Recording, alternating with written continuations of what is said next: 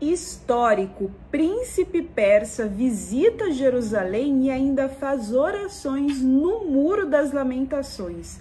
Esse príncipe se diz descendente de Ciro o Grande. Na sua visita a Jerusalém, ele ainda relembrou a ligação histórica e bíblica entre Israel e a Pérsia, o atual Irã. Gente, dá uma olhadinha nesse vídeo e depois eu vou te explicar o que aconteceu essa semana em Israel. I wanted to ask you, Your Highness, what does the future look like for Israelis and Iranians? Well, it depends on whether or not Iran can be freed of the current regime that has nothing to do with Iran or Iranians, and therefore is not representative of a nation that has stood for centuries. And as you know, the relationship that Iran has, or Persia, as it used to be called, with the Jewish people throughout centuries, and ultimately, since Israel was created, is really a biblical relationship. Yeah. Just these walls are proof of how far it goes in time. And of course, we take pride as a nation of being the children of Cyrus the Great, who was, among other things, someone who helped rebuild the temples here and freed the Jewish slaves. So it's truly a biblical relationship. And now that we are in the 21st century, the potential for a bright future and close ties and cooperation and true friendship and true partnership is, of course, quite doable. We just hope that we can liberate ourselves first from the current regime that is anti-Iranian, that is anti-Jewish, anti-Israeli, anti-life. When you celebrate life, they celebrate martyrdom and death.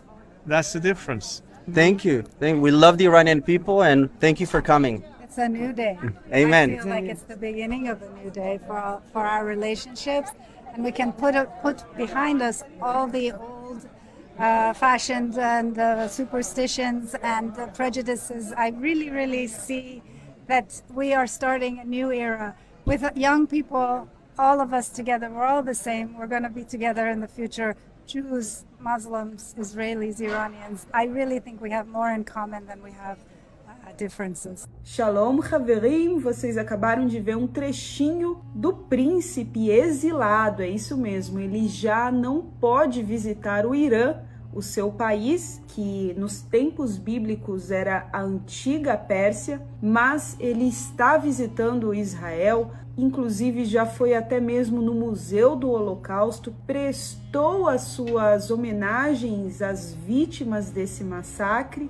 A antiga Pérsia é o atual Irã de hoje. Irã é um país muito complicado que toda vez faz ameaças. Recentemente, o líder, o presidente do Irã, fez ameaças muito sérias contra Israel, falando na destruição de Tel Aviv, na destruição da cidade de Haifa também. Em contrapartida, nós temos um príncipe, um herdeiro ao trono, mas que está exilado de seu país, até porque ele não concorda com o atual governo ou com quem lidera o seu país, o Irã. E além do príncipe não concordar com esse regime islâmico radical e tem colocado o seu povo debaixo de opressão, ele é a favor da aliança entre Israel e a antiga Pérsia, ou seja, o Irã. Ele relembrou em suas redes sociais um versículo bíblico muito conhecido sobre Ciro o Grande. Assim diz Ciro, rei da Pérsia: o Senhor Deus dos céus me deu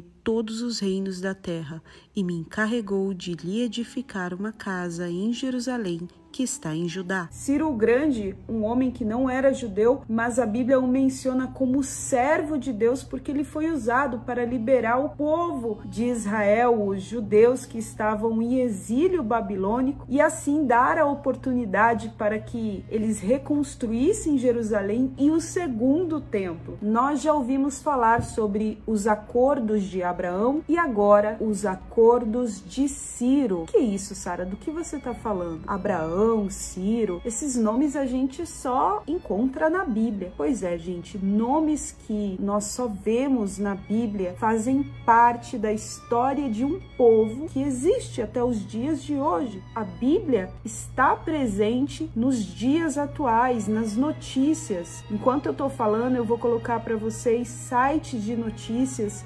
internacionais que têm falado sobre o assunto. Infelizmente, essas notícias em português praticamente não são mencionadas nem encontradas nos sites de busca. Para lembrar o que significa Acordos de Abraão. Acordos de Abraão foi um termo usado entre a aliança de Israel com os Emirados Árabes. Depois dos Emirados Árabes se juntaram alguns outros países, como Bahrein, Marrocos, que é uma aliança diplomática, comercial. Antes, Israel não tinha com esses países. Tá, mas por que o nome dessa aliança, desse acordo é Acordos de Abraão? Justamente porque esses povos são filhos de Abraão, filhos de um mesmo pai. E quem intermediou essa aliança? Os Estados Unidos, através do ex-presidente Donald Trump. Agora está sendo falado sobre um novo acordo, o Acordo de Ciro. É isso mesmo, se você digitar essa hashtag que eu tô colocando aqui na tela em inglês, você vai encontrar vários temas e reportagens sobre esse acordo, que vai pelo mesmo caminho dos Acordos de Abraão, que é o desejo de unir Israel e Irã. Existe uma esperança em derrubar esse atual governo que é totalitário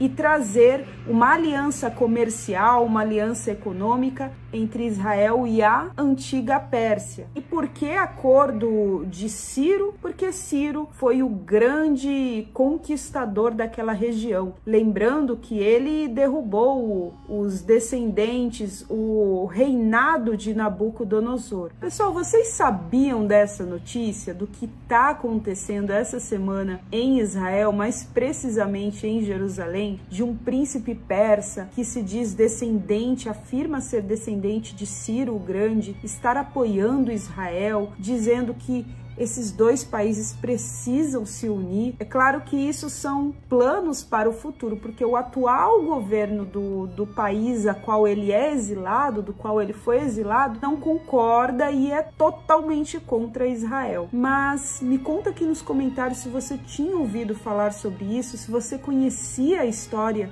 de Ciro o Grande. E, gente, eu particularmente acho isso incrível, um fato bíblico, uma história bíblica sobre Ciro e Israel, o povo de Israel, e agora isso estar vindo à tona. E